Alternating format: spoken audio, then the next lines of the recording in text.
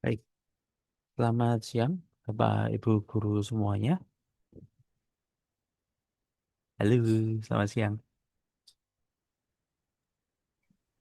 Apakah suara saya terdengar di semuanya dengan baik? Dengar Mr. Niko, selamat siang, Sir. Baik, terima kasih. Pada siang hari ini kita akan melaksanakan diseminasi kegiatan pengembangan kurikulum mata pelajaran informatika tahun 2026 untuk Subrayon 07.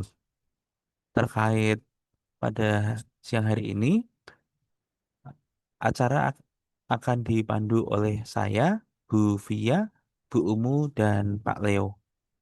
Pada kesempatan kali ini, sebelum mulai acara, marilah kita mendengar dan menyanyikan lagu Indonesia Raya yang akan saya tampilkan berikut.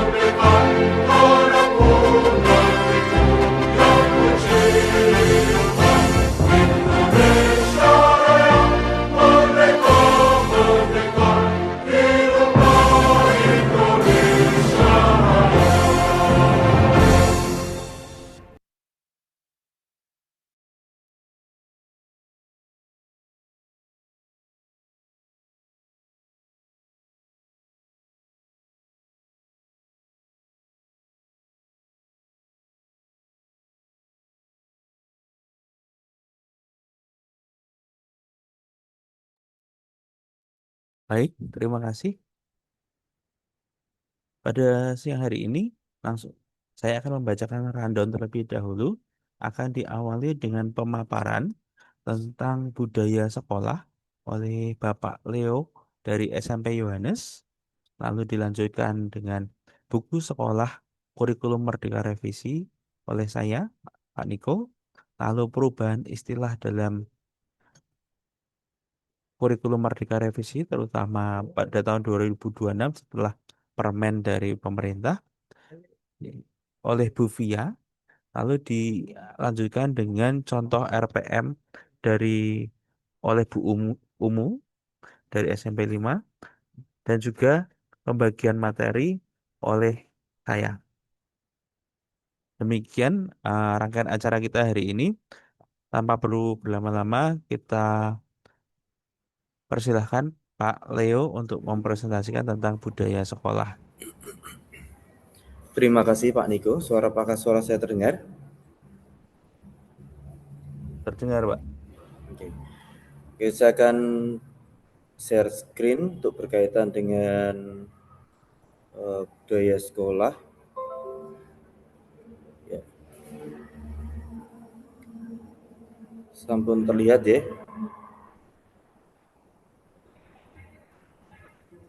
Ya, sudah, Pak.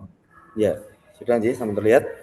Bapak Ibu sekalian, menyampaikan dari hasil tim pengembang kurikulum yang dilaksanakan di SMP 27, kami yang mewakili SR7 mendapatkan beberapa materi, terutama yang pertama ini akan saya sampaikan berkaitan dengan budaya sekolah aman dan nyaman. Berdasarkan Permendikdasmen nomor 6 tahun 2026. Bapak Ibu sekalian, sebetulnya ini merupakan arah kebijakan baru transformasi kebijakan sekolah yang menggantikan atau mencabut dari Permendikbudristek nomor 46 tahun 2023. Kalau yang kita tahu pada tahun 2023 waktu itu adanya PPKSP, yaitu sebetulnya isinya hampir sama. Sebetulnya hampir sama dengan yang kali ini kita adalah BSAN, Budaya Sekolah Aman dan Nyaman. BSAN gitu ya. Kadang-kadang dari dinas mengatakannya besan, tapi ini BSAN, Budaya Sekolah Aman dan Nyaman. Hampir sama dengan ketika Permendikbudristek nomor 46 tahun 2023 berkaitan dengan PPKSP atau penanganan dan pencegahan kekerasan pada lingkungan satuan pendidikan. Hampir sama sebetulnya, intinya hampir sama. Yang saya lihat adalah penggantian kata-kata untuk menunjukkan suatu disiplin positif. Artinya kalau PPKSP kan mungkin lebih cenderungnya ke fokusnya di penanganan dan pencegahan kekerasan. Nah, negatif kata-katanya kekerasannya, fokusnya di kekerasannya. Tapi di sini budaya sekolah yang aman dan nyaman. Kita fokus di aman dan nyaman. Bagaimana mewujudkan yang aman dan nyaman menjadi sebuah budaya. Kalau ini menjadi sebuah budaya akan berkelanjutan dan terus-menerus. Harapannya seperti itu. Tidak hanya sekedar preventif, ada reaktif dari suatu permasalahan kekerasan yang ada. Bisa dikatakan seperti itu. Tapi isinya hampir sama dengan PPKSP waktu itu. Sekarang diganti BSAN. Nah, ketika kita lihat BSAN, nah fokusnya adalah apakah sudah benar-benar memuliakan martabat setiap individu atau baru sebatas memenuhi standar administratif. Ini kita retoris ya. Bagaimana di lingkungan sekolah kita, apakah benar-benar sudah memuliakan martabat setiap individu, baik siswa, guru, semua warga sekolah, atau hanya sekedar hanya tertulis saja. Itu sedikit retoris kepada diri kita. 4 pilar utama budaya sekolah aman dan nyaman mengacu pada hal yang pertama spiritual, jaminan kebebasan beribadah sesuai agamanya, berkaitan hal-hal spiritual, toleransi, adanya sarana pendidikan, sarana ibadah, kemudian perlindungan fisik juga berkaitan dengan keamanan, aksesibilitas penyandang disabilitas, lingkungan sehat, mitigasi area rawan perundungan, fisik, bagian fisik kekerasan juga termasuknya, bagaimana perlakuan antar siswa, juga psikososial, di mana kita melihat kesejahteraan emosional murid, bagaimana hubungan antar murid satu dengan yang lainnya, adanya kesempatan setara dalam berpendapat, setara dalam hubungan sosial gitu ya, hubungan saling memuliakan dan ketahanan mental remaja. Karena sedikit-sedikit sekarang tuh gen alfa ya kita hadapi mungkin ya, gen alfa yang di SMP kali ini ya udah mulai masuk, itu mental health-nya itu kadang-kadang kena suara keras sedikit atau mungkin benda keras sedikit mereka sudah down seperti itu. Nah ini kita menghadapi generasi alfa sekarang seperti ini, terjadi juga pada anak saya. Oke, kemudian juga keadaban digital, edukasi etika cyber, penangkalan hoaks, kejahatan digital, serta pelindungan data pribadi dalam aktivitas pembelajaran daring. Juga bagaimana kita memantau di di grup, bagaimana siswa kita beretika dalam menggunakan gadget dan lain sebagainya. Itu keadaban digital yang kita alami kali ini. Kemudian asas penyelenggaraan budaya sekolah ada 9, 1 dan 2, humanis dan inklusif. Jadi humanis dan inklusif, memperlakukan setiap murid sebagai manusia yang bermartabat. Dan inklusif itu berarti lawannya dari eksklusif gitu ya. Kalau eksklusif kan berarti hanya tertutup orang-orang tertentu, itu eksklusif. Nah ini inklusif, berarti semuanya ikut bermartabat tanpa kekerasan serta mengakomodasi ragam kebutuhan disabilitas, humanis dan inklusif. Ya. Kemudian komprehensif dan partisipatif. Komprehensif, menyeluruh dan partisipatif juga ini ada peran aktif, ada peran serta seluruh warga sekolah dari orang tua, komite, masyarakat, dari warga-warga sekolah yang lain itu semua saling mendukung, saling menyokong. Untuk apa? Untuk tadi menjadi sekolah yang aman dan nyaman. Tidak hanya sekedar guru dan murid saja, tetapi seluruh warga sekolah. Terus yang kelimanya, kepentingan terbaik bagi anak. Ya, kita selalu melihat siswa, murid ya sekarang ya. Kita selalu melihat murid, bagaimana murid itu bisa bertumbuh dan berkembang. Tindakan sekolah mengutamakan pemenuhan hak tumbuh kembang murid. Kemudian berikutnya yang ke-6 dan 7, non-diskriminatif dan kesetaraan gender.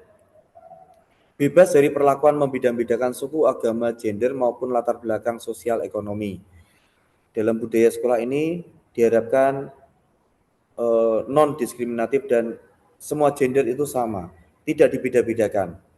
Semua memiliki kesetaraan.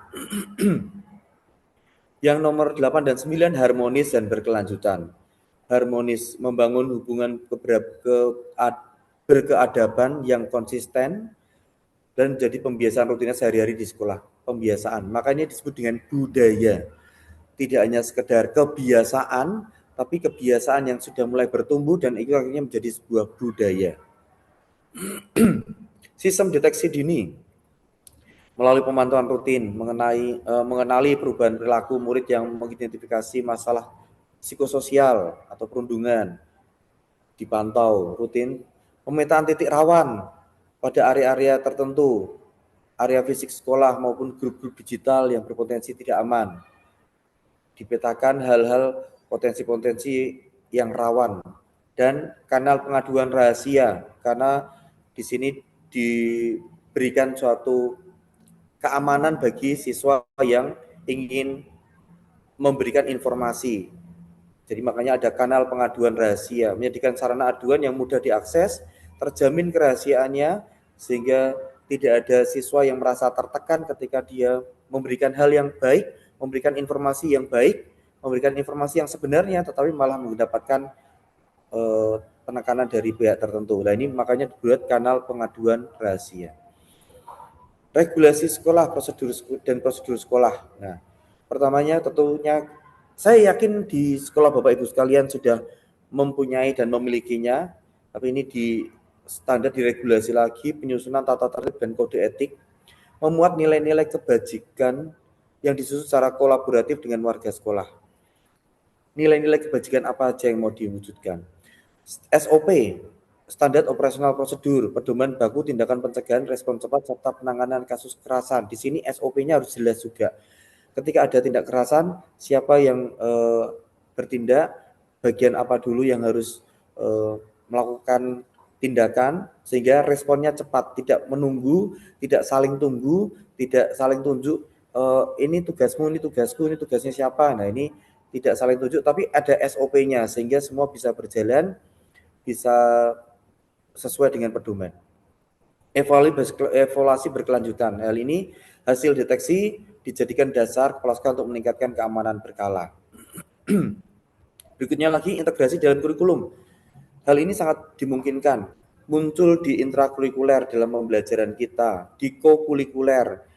Kokurikuler itu saat kita PJBL kolaboratif ataupun saat 7 KAIH untuk membangun disiplin positif, itu pasti juga bisa. Saat pembelajaran intrakurikuler juga bagaimana kita memasukkan nilai-nilai karakter baik dalam pembelajaran kita. Dihubungkan materi pembelajaran kita dikaitkan dengan karakter-karakter baik dan keadaban sosial. Apalagi kita guru informatika nih, banyak sekali hal-hal yang berkaitan dengan keadaban etika berdigital tadi. Mungkin ya bukan menjadi tanggung jawab informatika saja, itu semuanya, tetapi kita sangat bersinggungan sekali dengan hal-hal digital ini. Ekstrakurikuler juga menjadi wadah penyaluran bakat. Mereka ada bakat minatnya terolah di sini sehingga di sana ada sportivitas, menjunjung tinggi sportivitas dan rasa aman. Bagaimana kita membuat ekstrakurikuler ini dapat menyalurkan bakat minat mereka, ya, sehingga mereka merasa sekolah ini menjadi sekolah yang nyaman dan aman. Berikutnya pembagian PTK di jenjang SMP. Di sini Wakil Kepala Sekolah, Kesiswaan dan Sarpra mengkoordinir deteksi dini dan penanganan pelanggaran. Ini bagian kesiswaan dan juga Sarpra. Memastikan keamanan fisik dan fasilitas ramah disabilitas. Ini Sarpra. Kemudian BK ini berkaitan dengan psikososial tadi, layanan psikososial, pemetaan asesmen kebutuhan psikologis murid, konseling individu, kelompok, fasilitator penanganan kolaboratif. Wali kelas dan guru wali. Ya, ini ada dua yang beda ya, wali kelas dan guru wali sendiri. Ini lebih cenderung ke bagaimana manajer kelas, memfasilitasi kesepakatan kelas, jembatan komunikasi dengan orang tua. Ini sebagai wali kelas dan guru wali, ini sebagai garda depan dengan bertemu dengan orang tua gitu ya. Dan guru mata pelajaran itu juga bagaimana menciptakan suasana belajar yang berkesadaran, bermakna, gembira, mengintegrasikan muatan karakter dan etika dalam kegiatan belajar mengajar. Ya, jadi semuanya memiliki peran di sini. Berikutnya manajemen dan kesepakatan kelas. Penyusunan kesepakatan bersama, guru menyusun kesepakatan kelas dengan melibatkan partisipasi aktif murid. Murid yang lebih aktif, murid yang menunjukkan, memberikan apa saja kesepakatan kelas yang mereka buat. Memuat nilai kebajikan universal. Yang dimunculkan nilai-nilai kebajikan, seperti halnya tadi, kita menghilangkan hal-hal yang negatif, tapi memunculkan hal-hal yang positif-positif. Makanya budaya aman dan aman. Nilai-nilai kebajikan universal apa saja yang dapat dimunculkan dalam kesepakatan kelas. Kemudian interaksi saling menghargai, membiasakan norma kesopanan, saling mendengarkan pendapat. Jadi bila ada yang berpendapat, yang lain mendengarkan. Ketika sedang ada yang berpendapat, yang lain bisa saling bergantian mendengarkan. Iklim yang mencegah iklim yang intimidatif, memaksakan kehendak, misalnya seperti itu ya. Oh, harus ini dan lain sebagainya. Kita cegah iklim yang intimidatif, mengintimidasi. Pembinaan yang mendidik, penanganan terhadap pelanggaran kesepakatan dilakukan melalui pendekatan reflektif dan edukatif, bukan hukuman fisik atau hukuman fisik mental gitu ya. Ini jadi dalam kesepakatannya itu dia hanya, wah ini kalau telat masuk lari keliling lapangan ya, itu kan hukuman fisik gitu ya. Bagaimana kesepakatan kelasnya bila tidak mengumpulkan tugas atau tidak piket misalkan ya, seperti itu. Nah, ini budaya-budaya hal-hal yang positif yang dimunculkan. Kemudian berkaitan dengan keadaan dan keamanan digital, melindungi murid di ruang cyber usia SMP, ini fase rentan terhadap interaksi digital. Sekolah wajib memfasilitasi literasi digital secara berkelanjutan. Adab berinteraksi, menanamkan etika berkomunikasi santun di media sosial. Nah, ini kita sungguh sangat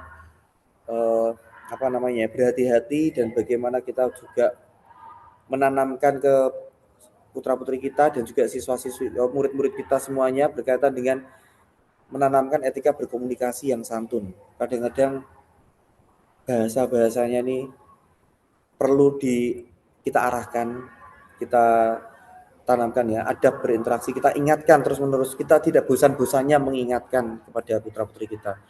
Benteng cyber, didik murid mengenali secara menolak kekerasan cyber dan berita bohong. Kita sebagai benteng cybernya ini kita membatasi, memberikan benteng bagaimana kita bisa mengatasi, memberitahu murid bagaimana kita bisa melaporkan apabila dia melihat atau ada kekerasan di cyberbullying dan lain sebagainya. Perlindungan data, kerahasiaan data pribadi murid terjamin sepenuhnya dalam platform pembelajaran. Ya, seperti halnya yang kita pelajari dalam informatika berkaitan dengan perlindungan data pribadi, kerahasiaan data pribadi gitu aja, Bapak Ibu sekalian. Saya yakin Bapak Ibu sekalian sudah tahu semuanya berkaitan dengan keamanan digital. Berikutnya, mekanisme penanganan pelanggaran. Nah, ini penanganan kolaboratif internal. Fokus utamanya di perlindungan dan pemulihan cepat bagi korban dan dari bahaya dan ancaman. Kita fokus di korbannya dulu. Terus edukasi pelanggar, kita mengedukasi agar menyadari kesalahannya dan bertanggung jawab secara konstruktif, bertanggung jawab yang membangun, konstruktif, mendidik. Kemudian hak pendidikan, proses penanganan dilakukan tanpa memutus hak sekolah. Jadi bukan sekali ada kasus atau apa, kita tidak bisa memutus hak sekolah atau pendidikan murid. Berikutnya mekanisme rujukan Pokja untuk pelanggaran peraturan perundang-undangan. Nih, rujukan resmi kepala sekolah melakukan klasifikasi awal dan melaporkan kepada Pokja daerah. Pendampingan multisektor Pokja memfasilitasi konseling dan bantuan hukum dan pemulihan nama baik jika dugaan tidak terbukti. Sekolah wajib memulihkan hak dan nama baik murid. Berikutnya berkaitan dengan kolaborasi ekosistem pendidikan, orang tua, wali, komunitas sekolah dan masyarakat dan media itu semua berkolaborasi.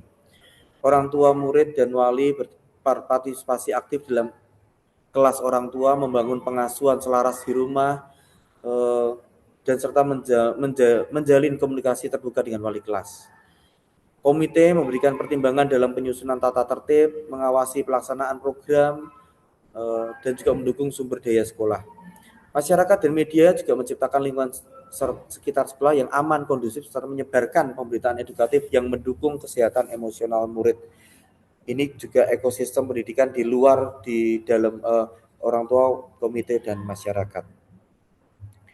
Demikian Bapak Ibu sekalian, budaya sekolah aman dan nyaman harus menjadi kebiasaan berkelanjutan yang ada di sekitar sekolah setiap hari demi mewujudkan potensi murid yang paripurna.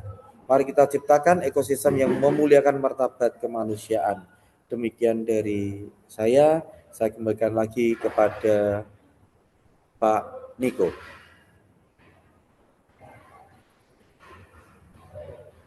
Ya, terima kasih kepada Pak Leo atas presentasinya. Berikutnya kita akan membahas tentang buku sekolah kurikulum Merdeka Revisi. Nah, Bapak Ibu sekalian, pada tahun ini kemarin saat tim pengembang kurikulum kota berkumpul sudah dipaparkan bahwa buku pegangan itu sudah ada. Berikut saya akan share di sini. Hmm, Mana ya, ya. Ini ya. Oke. Ya. Apakah sudah nampak ya? Jadi ini adalah buku yang kelas 7 ya. Coba saya full screen. Ini ya. Yang ini kelas 7 sebentar tulisannya mana? Nah, ini SMP MTS kelas 7. Di sini ini yang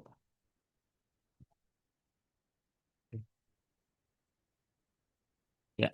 Berikutnya kita akan coba melihat sepintas untuk isinya dari daftar isi ya Bapak Ibu. Nah, yang pertama adalah bab 1 berpikir komputasi untuk penyelesaian masalah. Ini algoritma dan dasar pemrograman. Di sini disampaikan bahwa dasar pemrogramannya dia akan menggunakan ini Bapak Ibu. Oke, ini masih jauh. Bentar.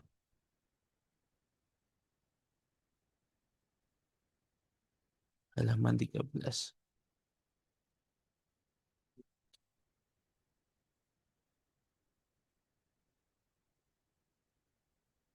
Ya, dasar pemrogramannya ini masih ya dasar-dasar ya. Lalu ini, nah ini dia. Langsung scratch Bapak Ibu Guru. Jadi untuk prakteknya nanti seperti biasa kita membuat akun lalu join bukunya. Nah, ini mengenalkan fitur-fiturnya, lalu juga nanti membuat objek, lalu membuat game sederhana gitu. Yang di Scratch ini ada contoh-contohnya program yang seperti ini. Tentunya perlu disetting dulu bahasanya menjadi bahasa Indonesia ya. Gitu. Jadi scratch.mit.edu itu menggunakan bahasa Inggris secara default. Jadi kita perlu mengubah itu sendiri. Nah, ini kalau misalkan tidak disetting menjadi bahasa Indonesia, nanti wait seconds if then. Ya, walaupun ini bisa kita mengerti, mungkin memudahkan anak jika dalam bahasa Indonesia. Itu. Berikutnya adalah pemrogramannya menggunakan ini, mengenal ini. Oh, ini udah berikutnya nih. Nah, ya, untuk yang kelas 7 scratch aja Bapak Ibu Guru. Nah, jadi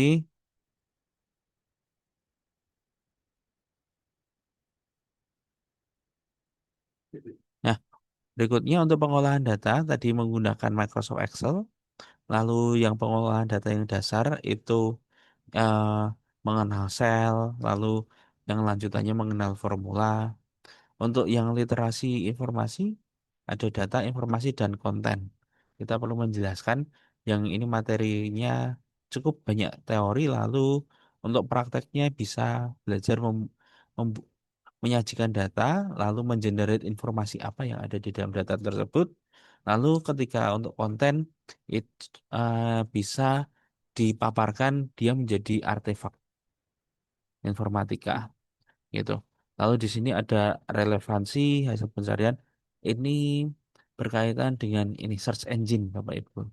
Jadi D sama E ini topiknya search engine, F ini kredibilitas sumber informasi juga berhubungan dengan FG ini. Jadi menentukan mana sumber berita atau sumber informasi yang tepat gitu. Yang betul yang mana.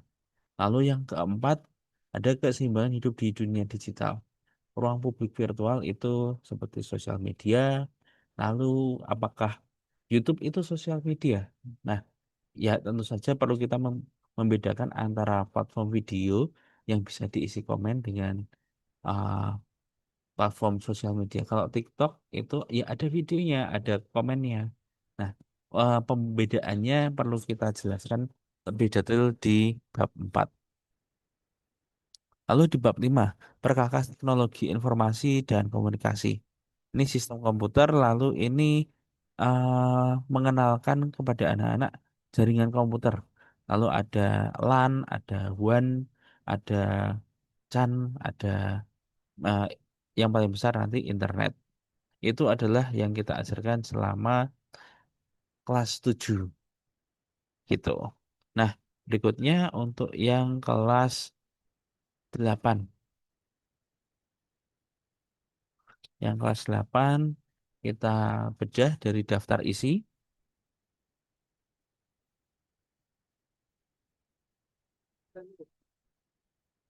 Oke, dari daftar isi ini kita bisa melihat bab 1 sudah analisis data ya. Jadi ini sudah menggunakan sort, filter, lalu pencarian data juga dengan VLOOKUP, HLOOKUP itu.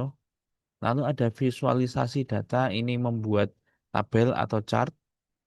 Ini peringkasan data, ini kalau nggak salah dia adalah pivot table ya, gitu. Untuk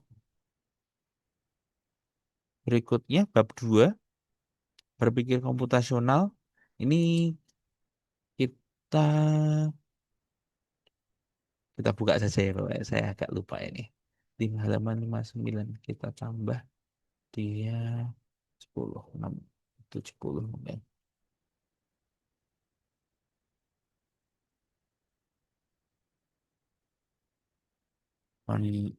Tunggu sebentar ya. Nggak nge-lag ini.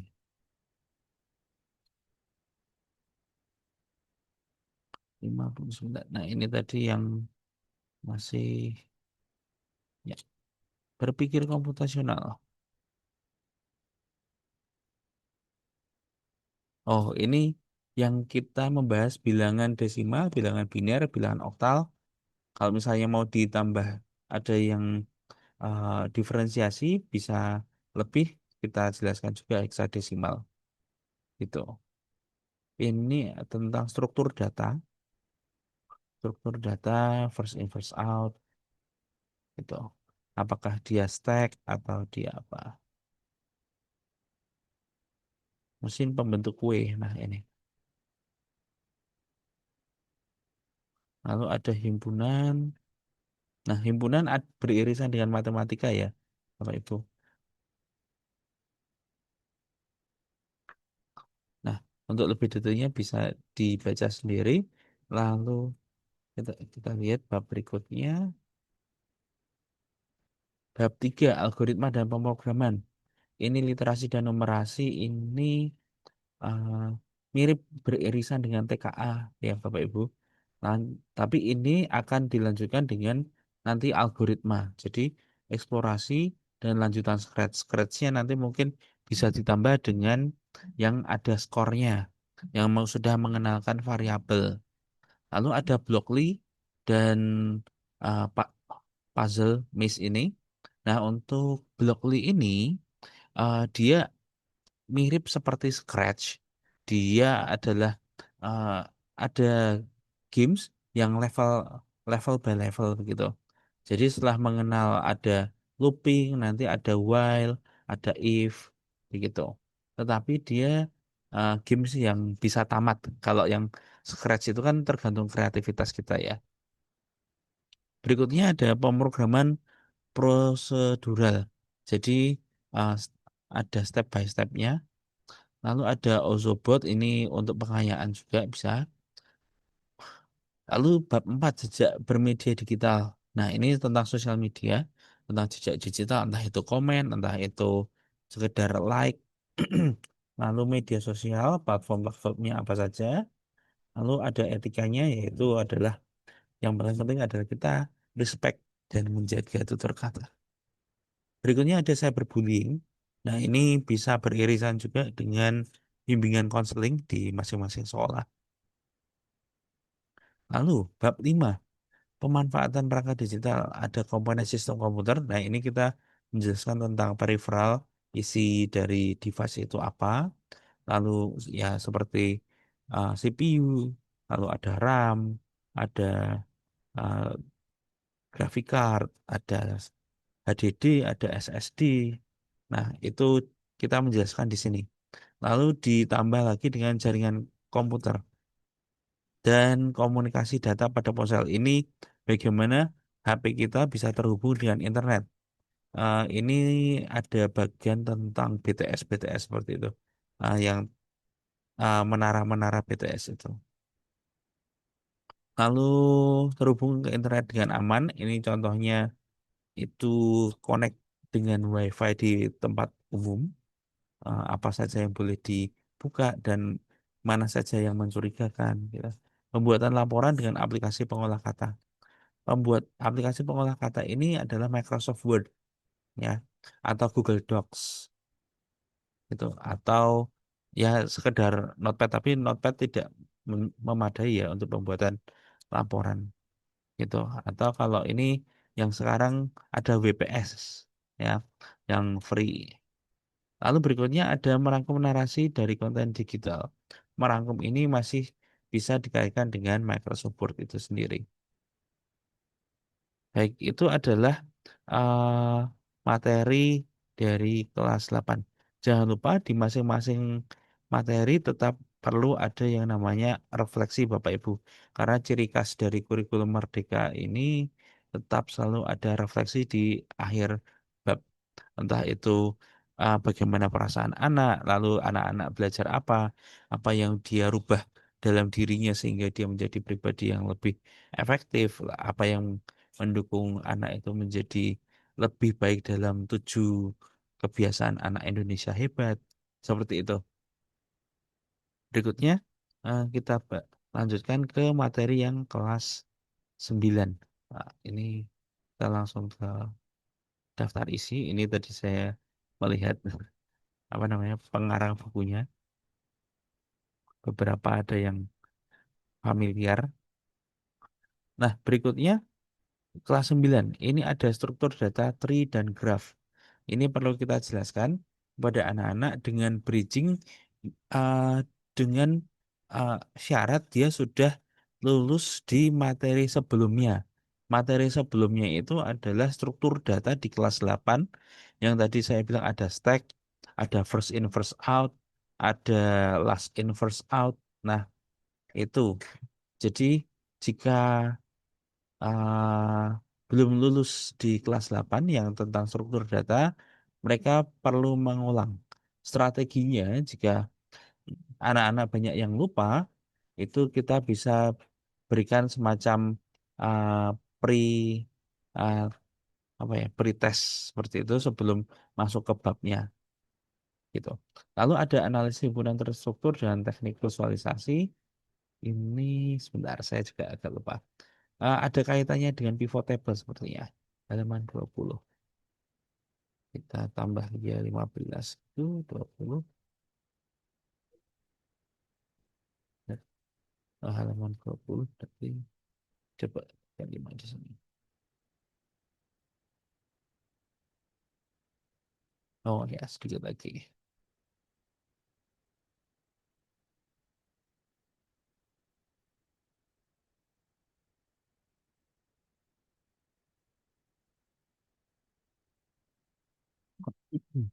Oh ya. Ya, ini contoh datanya antara dengan teknik visualisasi. Nah, ini daftar nilai contohnya. Lalu, oh ya, kok ini aja ya?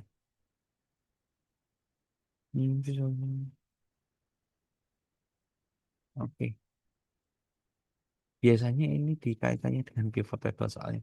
Kalau datanya sudah banyak. Oke, kita bersihkan data. Oh, data cleaning ya, Bapak Ibu Guru. Jadi misalkan ada yang strip seperti ini, berarti datanya Dodi kita hapus atau kita drop. Berikutnya mengeksplorasi data. Mengeksplorasi data itu ada count, min, max, average. Ini uh, mengulang lagi yang di kelas 7. Oh, visualisasinya ternyata hanya sampai membuat diagram batang dan vertikal. Diagram batang dan diagram oh ya diagram batang saja atau diagram garis lingkaran, pencar. Ya, pencar ini kalau di Microsoft Excel dia scatter ya, gitu. Oke, visualisasinya tidak sampai pivot table.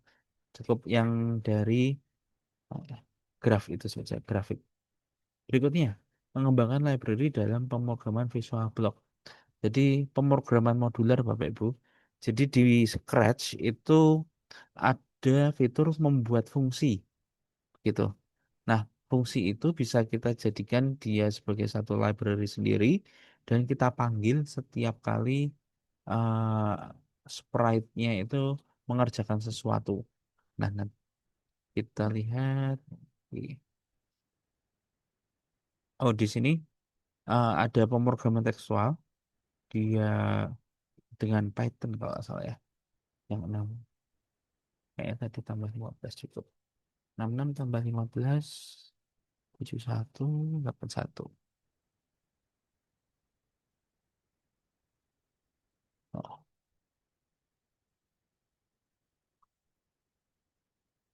oke. Oh ya. Ini membuat modul-modul sini.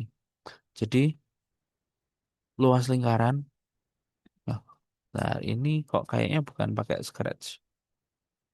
Tapi di Scratch juga bisa ya Bapak Ibu. Oh, apa nih? Oke.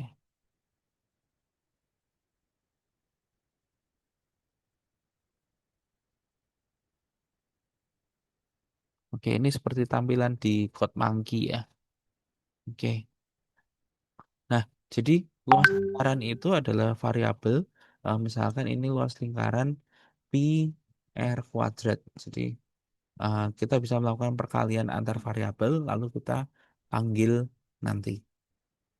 Gitu.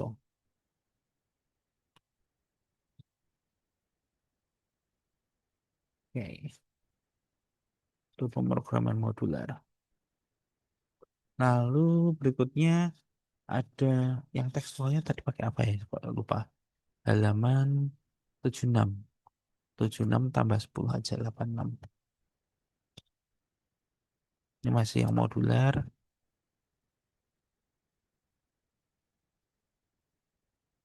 Oh ya, ini tekstual. Mana tekstual?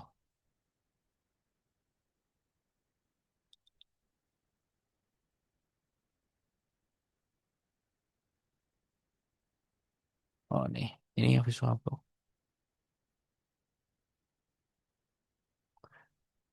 Nah ini yang di Scratch baru muncul sekarang.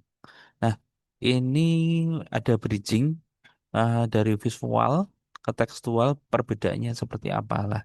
Itu nanti outputnya halo salam informatika seperti itu. Nanti contohnya kalau ini dengan C ya, ada dengan Python juga ya. Kalau C kita perlu menginstal program Microsoft Visual Studio atau sejenisnya. Kalau untuk Python ya sebetulnya juga bisa di Visual Studio, tapi yang online juga sudah banyak. Jadi tinggal buka browser lalu bisa dilanjutkan dengan coding berikutnya gitu. Nah ini uh, menjelaskan if dan itu. Ya, nanti bisa dibaca lebih detail lagi. Kita lanjut ke literasi digital untuk produktivitas. Pemrosesan data. Ini, oh, wih, tadi halaman berapa? 119.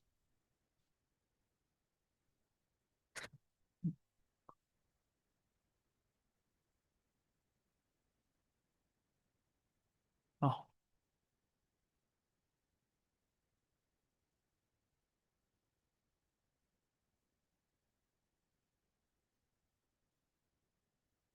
nah, ini input, proses, dan output. Kita menjelaskan seperti ini, seperti biasa. Jadi, ya, ini lebih banyak teorinya ya, atau menjelaskan tentang apa saja yang terjadi, tentang virus, tentang ada perangkat-perangkat yang tidak bekerja, gitu. Ada error-error. Nah, itu bagaimana mengatasinya.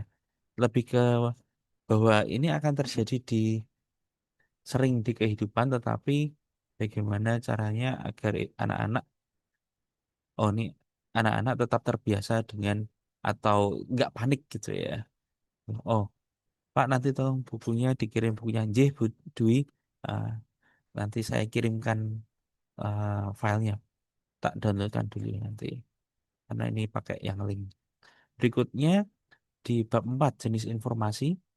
Ini ya data pribadi umum, lalu ada informasi publik, ada privat. Nah, yang spesifik. Lalu ada serangan cyber, ada phishing, ada ransomware, dan lain-lain. Lalu juga jaringan nirkabel, WiFi, ya, dampak pengabaian keamanan jaringan, dan lain-lain. Nanti ada pencurian data dan lain-lain. Resiko pengiriman data. Nah, kita perlu menjelaskan juga apa saja yang termasuk data pribadi yang bisa terakses di internet, seperti cookies, lalu ada website yang meminta persetujuan accept all, dan lain-lain. Lalu ada perlindungan data pribadi, itu kita menjelaskan bagaimana membuat kata sandi yang kuat. Lalu two factor authentication, ini yang seperti di Google itu. Mungkin untuk praktek akun belajar ID anak-anak bisa coba disinkronkan dengan uh, device mereka menggunakan two factor ini. Lalu ada enkripsi dan dekripsi. Jadi ini ada security. Jadi ada enkapsulasi, nanti dipotong-potong, lalu dikirim, lalu ada dekapsulasi. Nah, nanti diterjemahkan ada kuncinya juga gitu. Lalu tentang update software. Ini bagaimana mengupdate software sih? Sebetulnya lebih ke menjelaskan bahwa update software itu selalu akan ada. Dan eh, kenapa kok kita perlu mengupdate software itu?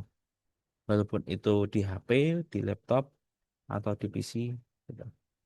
Berikutnya ada perilaku kesadaran penuh mindfulness di, pada dunia digital. Ada perilaku digital, eh, berkaitan dengan sosmed juga pastinya.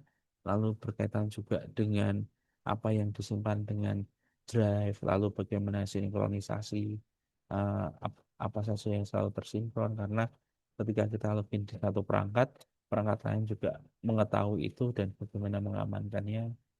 Mindfulness pada dunia digital, ya itu tadi, kita juga respect pada orang. Lalu pola hidup sehat mendukung kesehatan mental. Nah, ini juga bisa berkaitan beririsan dengan BK ya, gitu. Jadi sebetulnya berapa jam screen time yang diperbolehkan, nah, terutama berapa jam untuk sosmed, gitu. Karena anak-anak kadang rentan terhadap uh, selain dari komen-komen negatif, ternyata konten-konten pendek itu dari penelitian memperlambat atau memperpendek fokus anak, gitu. Jadi kemampuan untuk fokusnya rendah. Ketika kita menjelaskan, loh kok anak-anak di bawah 40 menit, 20 menit, mereka sudah usil dengan temannya, bercanda, gocekan.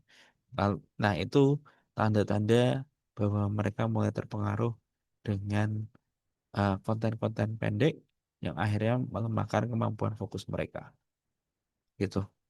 Eh, dari riset, contoh-contoh untuk mengobati ini adalah dengan kembali mengajarkan hal-hal yang fokus.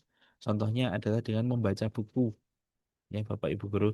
Jadi ketika HP itu sekarang banyak konten yang pendek, itu kita anjurkan mereka mengkonsumsi konten yang lebih panjang dan bermanfaat.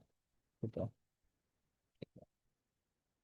Untuk materi AI, coding dan kecerdasan artifisial tidak dibahas di 3 buku ini, gitu.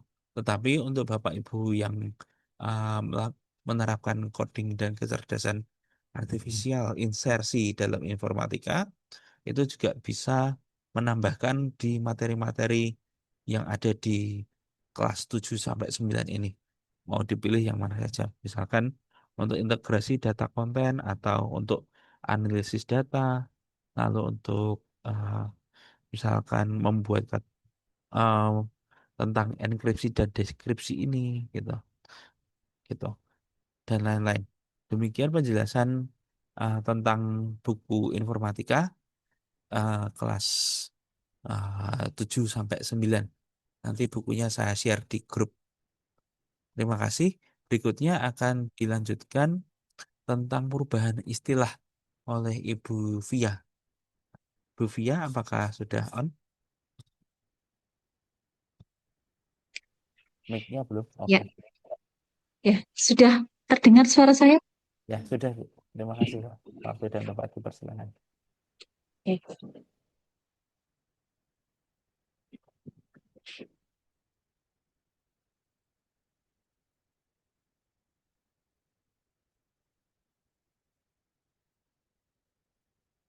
Apakah slide-nya sudah terlihat, Bapak Ibu?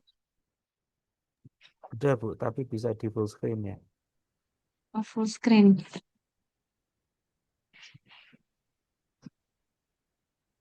Ya, sudah. Terima kasih. Ya. Assalamualaikum warahmatullahi wabarakatuh. Ya, sebelumnya terima kasih atas kesempatan yang diberikan. Kemudian pada kesempatan kali ini eh, saya akan menyampaikan tentang perubahan istilah. Di mana perubahan istilah ini sumbernya yaitu dari Permendikdasmen nomor 13 dan 6 tahun 2026 tentang eh, apa namanya standar proses, kemudian tentang PSAN ya, dan tentang partisipasi semesta itu. Nah, di sini sebentar saya kerjakan dulu. Kita bisa melihat bahwa eh, ada beberapa istilah ya, ada kurang lebih 10 istilah yang berubah di sini ya. Di sini perubahan istilah itu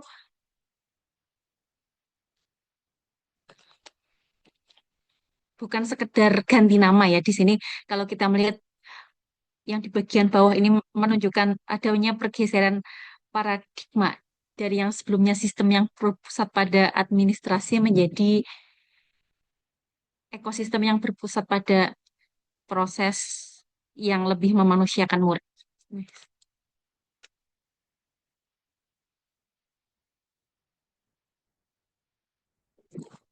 Nah, kita akan melihat bahwa di sini ya pembelajaran mendalam. Nah, pembelajaran mendalam itu apakah eh, kurikulum baru? Nah, ternyata ini bukan kurikulum baru ya, seperti yang kita tahu bahwa pembelajaran mendalam di sini adalah merupakan pendekatan gitu, di mana yang pendekatan pembelajaran mendalam ini guru itu menjadi aktivator atau fasilitator, di mana kita akan mendorong motivasi intrinsik melalui PJBL, melalui PBL, dan inquiry based learning gitu ya. Nah, agar lebih mudah memahami adanya perubahan tadi, di sini dikelompokkan menjadi empat pilar ya transformasi. Yang pertama itu murid sebagai aktor utama, kemudian ada peran pendidik yang berubah, yang kemudian yang ketiga kita akan melihat eh, proses dan evaluasinya, dan yang keempat ekosistem yang hidup gitu. Nah, kita lihat perubahan yang pertama ada peserta didik yang berubah menjadi istilah murid ya, di mana peserta didik ini kan awalnya menjadi objek layanan administratif gitu. Nah, murid ini eh, lebih aktif, individu aktif yang mengalami, memilih dan bertumbuh gitu. Tentunya istilah-istilah yang lain juga mengikuti ya, seperti ketika kita membuat LKPD, dulu namanya LKPD ya, lembar kerja peserta didik. Nah, sekarang LKM dan lain-lain. Sekarang kita menggunakan istilah murid gitu, di mana murid itu individu yang aktif, mengalami, memilih dan bertumbuh. Kemudian hasil belajar ya.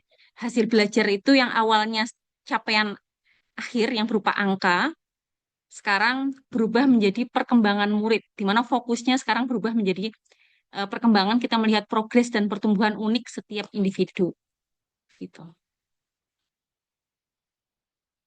Nah, nah, perkembangan ini tentunya tidak hanya fokus pada nilai ya. Tentunya sekarang kita melihat adanya eh, profil lulusan, di mana di sini ada 8 ya, ada 8 DPL yang akan dicapai oleh seorang murid itu gitu. Awalnya yang di eh,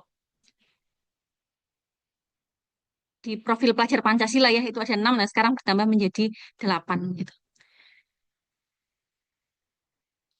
Kemudian selanjutnya di sini ada guru ya, peran guru sebagai pelaksana. Nah, guru sekarang menjadi fasilitasi belajar, di mana guru itu tidak hanya mengajar, tetapi memfasilitasi murid dalam belajar. Guru mendampingi murid untuk menemukan pengetahuannya. Kemudian berdasarkan ini ya Permendikbud nomor 1 tahun 2026, perubahan istilahnya itu kegiatan pembelajaran atau pengalaman belajar.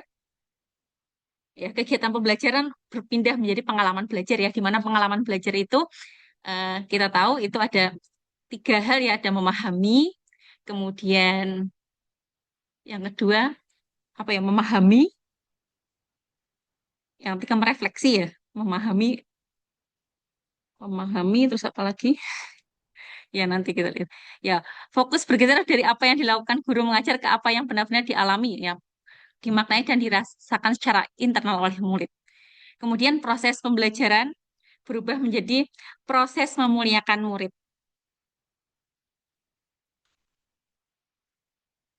Nah, untuk istilah evaluasinya, dulu namanya penilaian dan asesmen hasil atau sumatif.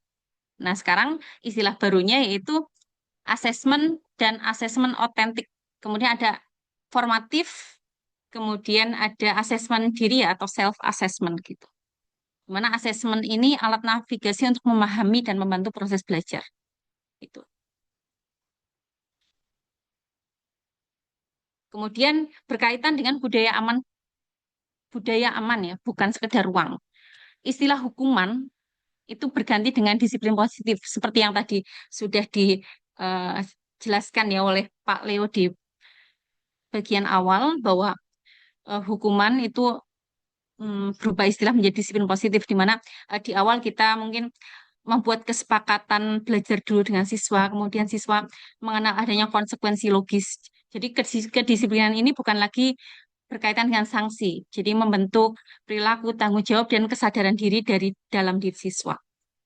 Kemudian lingkungan sekolah itu berubah istilah menjadi budaya sekolah aman dan nyaman. Nah, lingkungan itu bukan sekedar infrastruktur fisik, melainkan konstruksi budaya berupa nilai, relasi, kebiasaan yang menjamin rasa aman secara psikologis siswa gitu.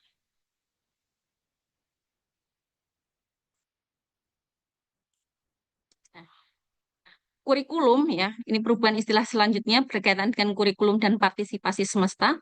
Nah, kurikulum itu bukan benda mati ya, yang ada di dalam modul ajar, namun kurikulum itu menjadi pengalaman hidup yang bisa dirasakan sendiri oleh siswa gitu. Dan ia harus hidup dan dipraktikkan dalam keseharian. Kemudian pelibatan orang tua itu perubahan istilahnya itu partisipasi semesta pendidikan bermutu ya, atau PSPB.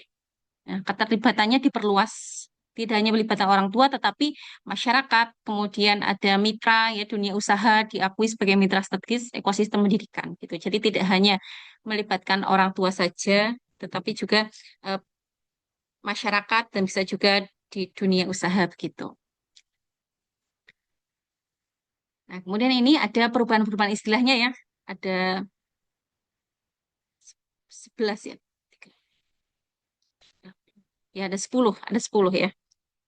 Istilah lama dan istilah baru gitu. Tentunya dengan adanya istilah baru ini kita tidak lagi menggunakan istilah-istilah yang lama begitu ya.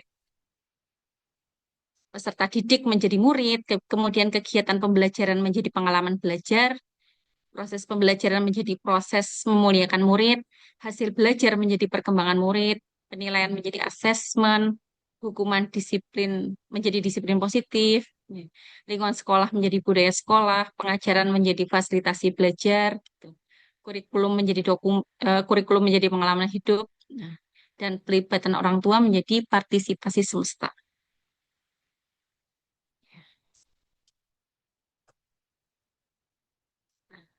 Tentunya ini ya, jika kita tarik benang merahnya nih ya, dari tadi ada perubahan-perubahan istilah ini bermuara pada 3 prinsip ya, pada pembelajaran mendalam, yaitu pembelajaran yang mindful atau berkesadaran, kemudian yang meaningful atau bermakna, dan joyful gitu. Jadi seluruh perubahan istilah pada Permendikdasmen 2026 bermuara pada satu tujuan, yaitu menciptakan pengalaman belajar yang utuh secara holistik. Nah, di akhir ini perubahan berawal dari cara kita memanggil, berlanjut pada cara kita mendidik. Terminologi membentuk cara pandang kita dengan mengubah kata. Kita sedang mengubah masa depan ekosistem pendidikan Indonesia. Ya, demikian tadi ya, Bapak Ibu, berkaitan dengan perubahan-perubahan istilah berdasarkan Permendikdasmen nomor 1, 3, dan 6 tahun 2026. Terima kasih, demikian untuk pemaparan ini. Saya kembalikan ke Pak Niko.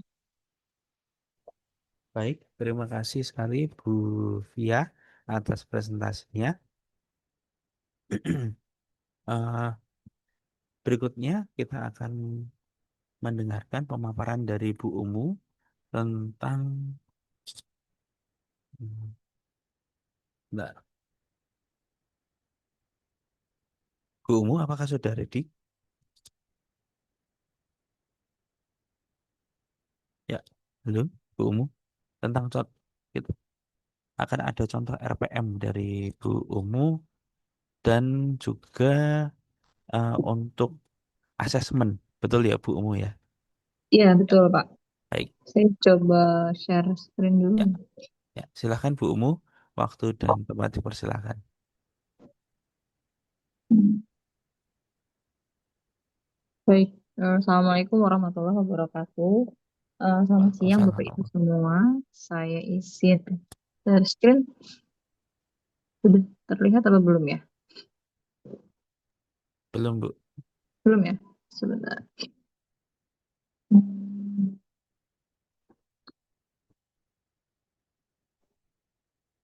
Saya ini pakai kain aja.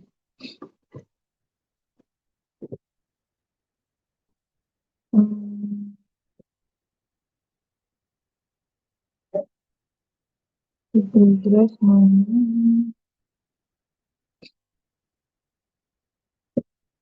Saya sedang pakai tab, jadi apakah terlihat apa tidak ya?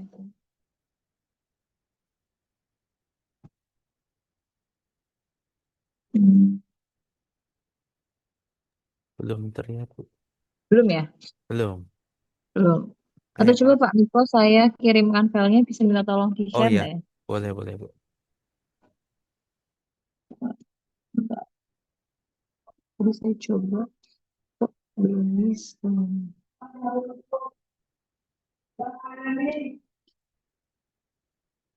Oh, enggak ini. RPM yang berpikir komersial. Bentar, Pak. Kalau ini terlihat nggak? Ya, sudah terlihat. Oh, udah. Berarti ini. Cuman perlu di zoom ya, Bu. Nah, Oke. Terlihat ya? ya jelas. Oke, baik. Selamat siang Bapak Ibu semua. Saya eh, dapat amanah untuk menyampaikan terkait dengan RPM dan nanti akan sedikit saya tambahkan mengenai asesmen yang kami dapatkan ketika pertemuan di SMP 27 beberapa waktu yang lalu. Nah, sebenarnya Bapak Ibu RPM ini tidak banyak perubahan dari RPM-RPM sebelumnya atau RPP. Hanya saja kemarin penekanannya ada pada eh, penambahan kegiatan belajar untuk siswa inklusi. Ini saya berikan contoh untuk RPM yang dalam satu bab dijadikan satu RPM atau nanti dalam satu pertemuan dijadikan satu RPM. Jadi ini sebenarnya fleksibel saja, Bapak Ibu bebas menentukan RPM-nya sendiri-sendiri karena pada prinsipnya adalah eh, tidak ada patokan template yang saklek untuk RPM. Yang jelas RPM ini sebagai bukti tertulis apa yang kita lakukan, pembelajaran yang kita laksanakan di kelas.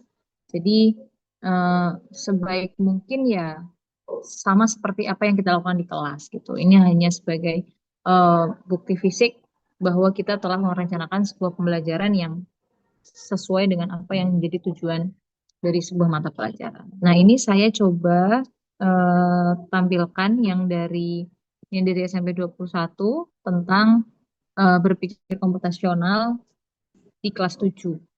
Jadi Bapak Ibu di RPM kita biasanya dimulai dengan kesiapan murid dalam menerima materi yang akan kita ajarkan. Jadi mulai dari pengetahuan awalnya harus seperti apa, kemudian keterampilan dasar minimal yang murid-murid harus miliki, kemudian pemahaman yang mendukung dengan materi yang akan kita berikan, kemudian kemungkinan-kemungkinan kesulitan yang akan murid temui pada saat pembelajaran. Kemudian kita juga perlu menuliskan tentang karakteristik mata pelajaran. Maaf ini ke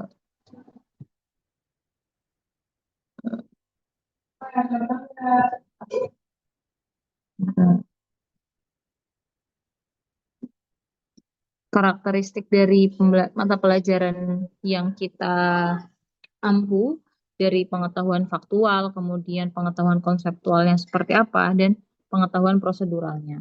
Nah, di beberapa sekolah yang sudah menerapkan coding di pelajaran tersendiri atau memisahkan antara informatika dan KKA, pasti akan memiliki karakteristik mata pelajaran yang hampir mirip antara informatika dan KKA. Jadi perlu ditekankan lagi pembagian materi antara informatika dan KKA.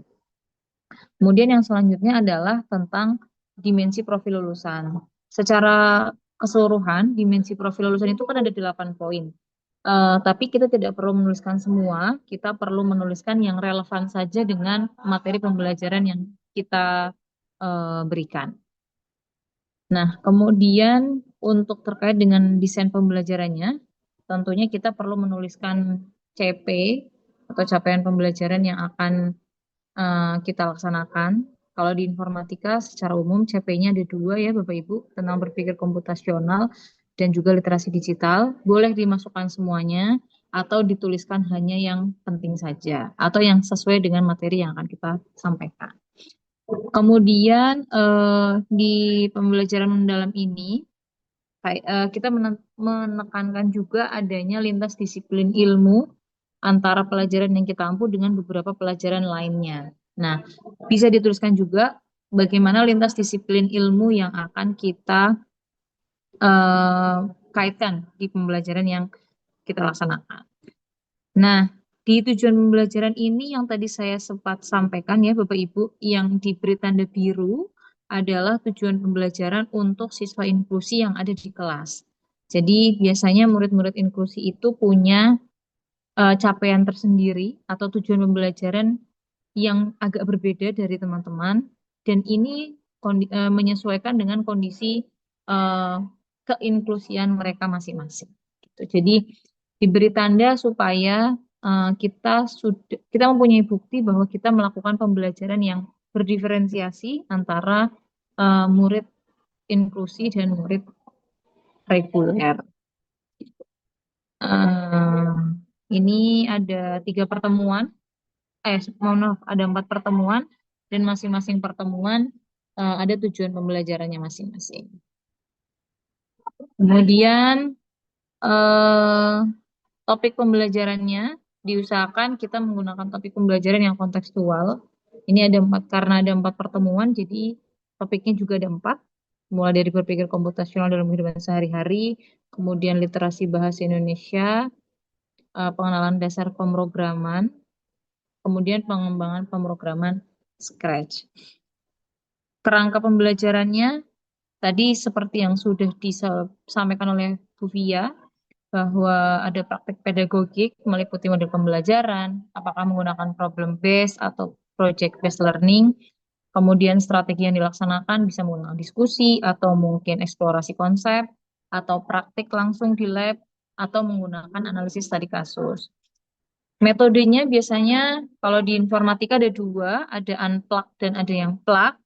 Ini bisa dikondisikan, disesuaikan dengan kondisi sekolah masing-masing. Kalau memang eh, memungkinkan untuk plug, ya kita bisa mungkin akan lebih mudah ya. Kalau memang tidak memungkinkan, kita bisa menggunakan cara-cara lain dengan metode pembelajaran unplug. Kemudian ada kemitraan pembelajaran yang juga perlu dituliskan karena ini dukungan dari pihak-pihak lain yang bisa memperlancar atau bisa mendukung pembelajaran kita menjadi lebih bermakna untuk murid-murid kita.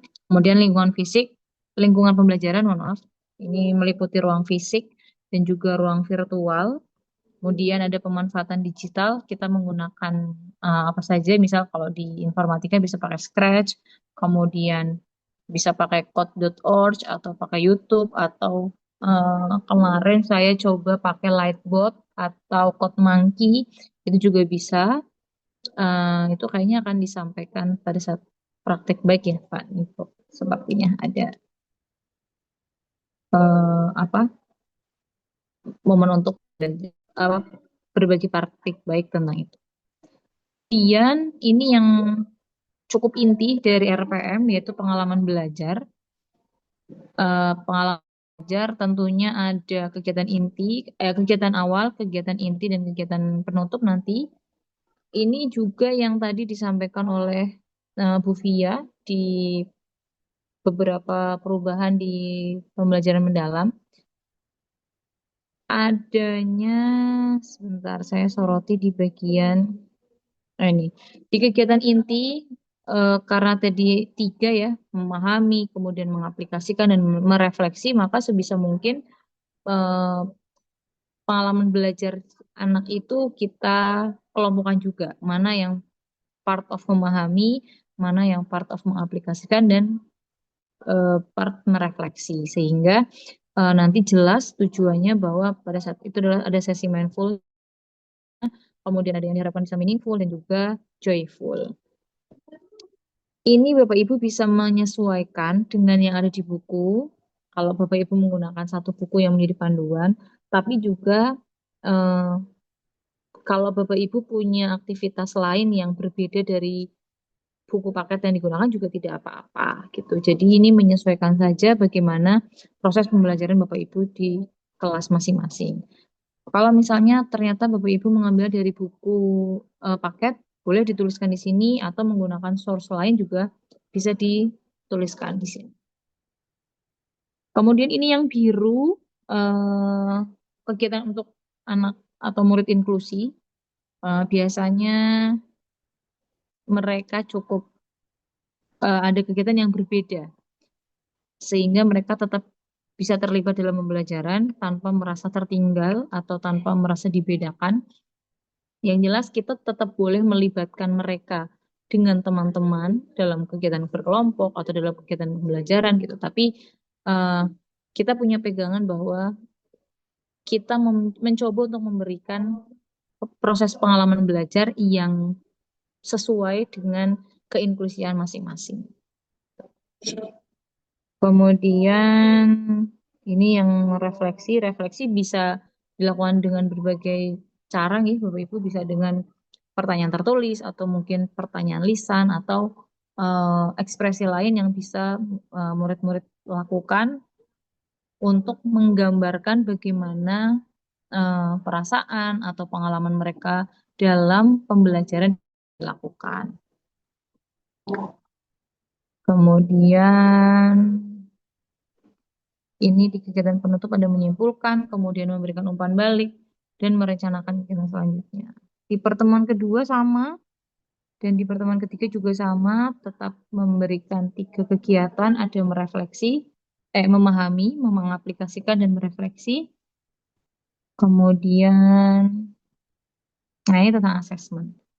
Jadi di RPM lebih baik juga sudah dilampirkan asesmen yang kita lakukan, mulai dari asesmen awal, kemudian asesmen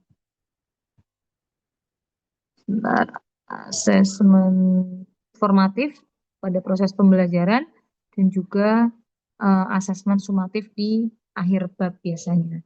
Nah, lebih baik juga untuk asesmen murid inklusi juga disampaikan atau dilampirkan juga sehingga mereka tetap bisa terukur proses pembelajarannya selama ini gitu. Ini kemudian LKM ya, lembar kerja murid juga bisa dilampirkan juga. Kemudian ini contoh refleksinya ya. Contoh refleksi misalnya kalau yang ini secara lisan, jadi guru mengajukan pertanyaan sederhana, kemudian murid menjawab atau menunjukkan sebagai bentuk apresiasi atas proses pelajaran yang sudah mereka lakukan. Oke, itu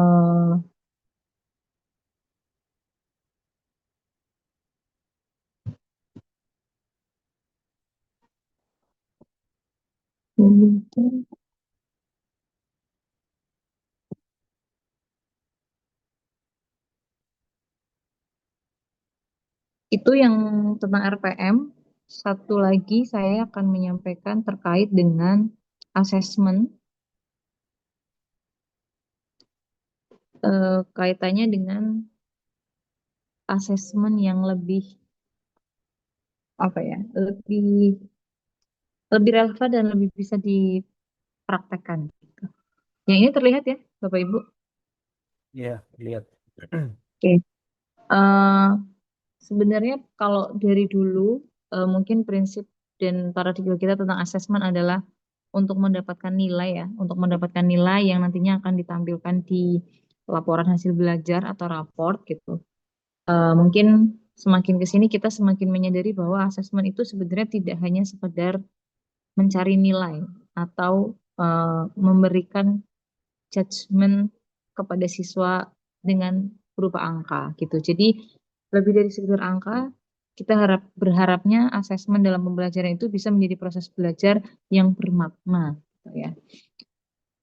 Tentunya nilai sempurna itu menyenangkan buat sebagai guru maupun sebagai murid gitu ya. Tapi ternyata nilai yang sempurna itu bukan jaminan sebuah kesiapan mereka untuk menghadapi kehidupan yang selanjutnya gitu. Jadi banyak murid yang mampu menjawab soal dengan sempurna, tapi pada saat pelaksanaan, pada kenyataan dalam keseharian itu ternyata masih pasif untuk bisa menerapkan nilai-nilai yang sudah mereka hafal atau sudah mereka pahami di dalam pembelajaran. Jadi, asesmen yang hanya hadir di akhir sebagai vonis angka ternyata gagal melihat murid secara utuh dan gagal melihat proses pembelajaran yang seharusnya bisa lebih bermakna.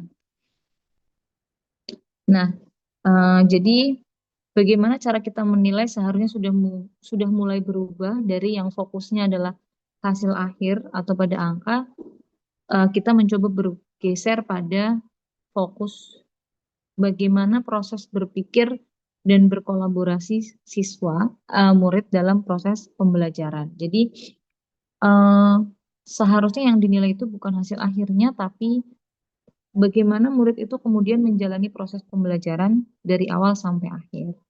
Sehingga waktu yang diperlukan untuk asesmen itu sebenarnya bukan hanya di akhir bab saja, tapi waktu asesmen itu dimulai dari awal pembelajaran hingga akhir. Maka ada asesmen, mulai dari asesmen diagnostik, kemudian asesmen formatif, dan juga dari dengan asesmen sumatif.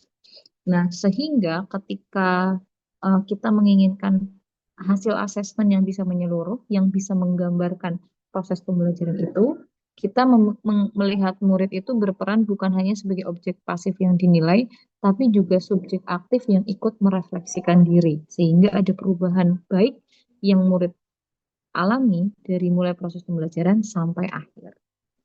Sehingga konteksnya adalah kalau dulu mungkin kita menganggap bahwa asesmen adalah teori di atas kertas, sekarang pada pembelajaran mendalam konteksnya adalah menjadi relevan dan pemecahan masalah dunia nyata. Bagaimana proses pembelajaran yang dilakukan murid bisa meningkatkan nilai tambah pada diri murid yang nantinya akan relevan dalam pemecahan masalah di dunia nyata. Ada 4 pilar utama dari asesmen yang bermakna. Yang pertama adalah terintegrasi. Jadi hadir sejak awal sebagai kompas atau navigasi pembelajaran. Jadi apakah ketika di diagnostik awal apa yang murid butuhkan, kemudian pada saat formatif kita melihat bagaimana proses pembelajaran sudah sejauh mana berdampak pada murid, kemudian di asesmen sumatif kita bisa melihat apa saja perubahan yang terjadi pada murid dari awal hingga akhir pembelajaran. Kemudian dalam konteks dunia nyata, seharusnya asesmen itu penugasan autentik yang bisa memecahkan masalah nyata di lingkungan sekitar. Kayak misal kita di informatika, proses penilaian berpikir komputasional itu tidak hanya kita menilai bagaimana siswa memecahkan masalah-masalah logik yang biasanya ada di buku, tapi juga uh, kita bisa sajikan atau kita bisa berikan ke mereka studi kasus di lingkungan yang dekat dengan kita, dan kita bisa melihat bagaimana proses berpikir anak-anak itu dalam memecahkan masalah itu. Kayak misal contoh di tempat saya, di kantinnya itu kan sudah tidak menggunakan gelas plastik sekali pakai gitu. Jadi menggunakan gelas yang bisa dipakai berulang kali gitu ya. Nah, eh, tapi kemudian muncul permasalahan adalah bagaimana kemudian mengembalikan gelas ini menjadi lebih tertib, gelas tidak ditinggal sembarangan di kelas atau di berbagai tempat, sehingga pihak kantin juga tidak merasa dirugikan karena kehilangan gelas dan lain sebagainya. Nah, itu kemudian dibawa menjadi diskusi aktif di kelas yang juga eh, melatih siswa untuk berpikir komputasional. Gitu. Kemudian pilar yang ketiga adalah ruang refleksi. Kita meminta bersama-sama murid mencoba mengenali kekuatan dan tantangan diri sendiri secara mandiri. Dan pilar yang terakhir adalah kolaboratif. Jadi mencapai keberhasilan melalui peer feedback dan bukan sekedar kompetisi. 5 dimensi yang ada dalam deep learning adalah yang pertama, kita menilai proses dan keterlibatan cara berpikir kritis serta dinamika interaksi. Kemudian ada dimensi kolaboratif, ini berarti peer assessment antara teman sejawat. Kemudian bisa melalui project, bisa juga melalui produk, bisa dalam bentuk video, dalam poster, infografis, ataupun hasil codingan. Kemudian yang terakhir adalah bisa dilihat dari refleksi dan self-assessment. Jadi ini contoh asesmen pertama yang digunakan untuk memetakan kesiapan. Kita biasa mengenalnya dengan asesmen diagnostik untuk mengetahui sudah sejauh mana titik awal atau kondisi awal murid sebelum memulai pembelajaran. Ini contohnya. Jadi ini contoh satu adalah debat diam, jadi adu argumen tanpa bersuara, tapi mereka hanya memberikan komentar. Jadi caranya adalah konteks kasusnya adalah menentukan platform ruang publik virtual sekolah yang aman dan efektif. Cara kerjanya, murid menuliskan argumen, jadi di kertas yang besar, tanpa berbicara, dia hanya memberikan eh, argumen dalam bentuk tulisan, boleh pro, boleh kontra, tapi secara bergantian mereka boleh membaca dan merespon opini tersebut. Nah, hasilnya diharapkan ini bisa melatih konstruksi argumen logis secara mendalam, serta memberi panggung yang setara bagi murid introvert untuk bersinar dan berpendapat. Jadi ada beberapa murid yang mungkin ketika mereka menjelaskan dengan tulisan itu eh, lebih mudah mengalirkan sarannya dibanding dengan apabila dia mengungkapkan dengan lisan. Ini juga bisa dijadikan proses asesmen. Ada juga murid-murid yang lebih suka menyalurkan pendapatnya melalui suara. Dia bebas untuk menyampaikan pendapatnya gitu. Tapi lagi-lagi kita perlu mendampingi bagaimana kebebasan itu tetap harus bertanggung jawab. Ini contoh foto cerita isu sosial. Jadi ini mengamati fenomena sosial yang ada di sekitar kita. Kemudian eh, mereka mencoba menyajikan itu ke dalam sebuah presentasi yang nantinya akan menggambarkan kondisi lingkungannya dan ide atau gagasan mereka untuk mengatasi masalah tersebut. Tuh. Nah, ini adalah contoh variasi asesmen yang bisa kita pakai. Kenapa harus bervariasi? Karena variasi asesmen itu bukan sekedar supaya kelasnya tidak bosan, tapi ini adalah strategi untuk memastikan bahwa setiap anak dengan kemampuan-kemampuan yang berbeda itu tetap mempunyai kesempatan yang sama untuk menunjukkan kecerdasan yang mereka miliki. Nah, ini juga misalnya dengan hasil codingan. Jadi asesmen coding itu sebenarnya yang dilihat bukan hanya hasil akhirnya, tapi bagaimana proses anak itu berpikir bahwa ada proses debugging, ada proses orisinalitas karya, ada proses kreativitas, yang mana dari proses-proses yang mereka lakukan itu kita bisa melihat ada kemampuan anak yang seharusnya bisa berkembang. Gitu. Dari mereka berpikir kritis, kemudian mereka menganalisis kesalahan yang mereka temui dan memilih eh, pilihan yang ada. Jadi asesmen yang menghidupkan itu tidak ada asesmen yang sakral. Jadi setiap kelas itu punya keunikan masing-masing, setiap murid juga punya keunikan masing-masing. Nah, asesmen itu sesungguhnya harus bisa melihat murid secara utuh, bukan hanya untuk mereka yang sudah tahu atau yang sudah paham dengan materi kita, tapi juga mereka sudah berubah apa belum dari awal pembelajaran sampai akhir pembelajaran. Gitu, kita juga bisa melihat siapa mereka dan kemana mereka akan melangkah di masa yang akan datang. Mungkin itu Pak Niko yang bisa saya sampaikan. Saya kembalikan ke Pak Niko, monggo. Baik, terima kasih sekali atas presentasinya Bu Umu. Bentar, ini spotlightnya ya. Ya, terima kasih. Eh, untuk tadi yang request buku sekolahnya di share sudah saya kirim di grup ya. Jadi nanti silahkan dicermati sendiri-sendiri, mungkin biar lebih mudah nanti di print gitu ya. Nah, terkait untuk eh, diseminasi ini, eh, dari kami materi belum selesai, tetapi masih ada pembahasan mengenai KKA yang disampaikan ketika kami workshop mulai akan diwajibkan di tahun ajaran ini. Jadi nanti kita akan entah itu melalui insersi atau dia menjadi ekstrakurikuler atau dia menjadi eh, mata pelajaran tersendiri. Itu tergantung dari kesiapan sekolah masing-masing. Nah, itu akan kita bahas di Kamis depan. Jadi silahkan ditunggu undangannya. Kami dari perwakilan Suprayon 7 eh, hari ini mencukupkan demikian. Untuk pertanyaan dan diskusi lebih lanjut bisa disampaikan melalui grup WA.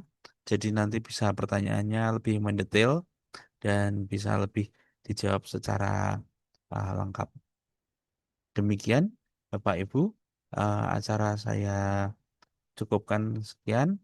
Ah, Demikian, biasanya ditutup dengan apa ya? Nah, oke. Ah, Dengan pantun, Mbak Niko. oh, dengan pantun. Oke, ya. Ubur-ubur ikan lele. Cakep. Cukup sekian dan terima kasih. Ya, demikian. Terima kasih. Oh ya, foto bareng katanya Bu Retno. Baik, Bapak Ibu, saya persilahkan untuk membuka dulu kameranya sebentar. Nah, kita akan berfoto. Oke, ya, ya ini baru kelihatan. Oke, ada 12 partisipan. Monggo yang lain. Oh, Pak Andri ada avatarnya. Ya, oke. Pak Leo tadi izin mendahului karena ada keperluan. Ah, ya, baik. Izin saya tangkap layar.